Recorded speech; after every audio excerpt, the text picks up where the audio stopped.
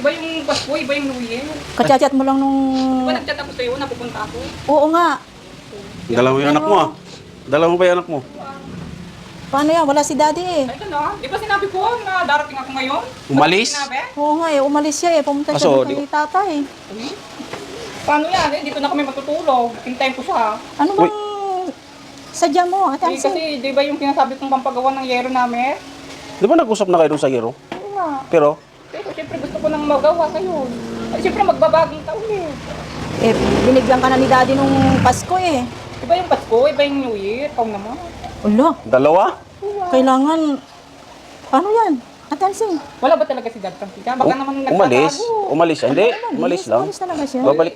Eh, bakit dito ako matutulog? Kasama Upo ka muna dito. ko. Alam naman uwi pa kami, malayo pa yung pinanggalingan namin. Paano yan? Ate Hansi? Ay, dito kami matutulog. Hintayin ko pa talaga.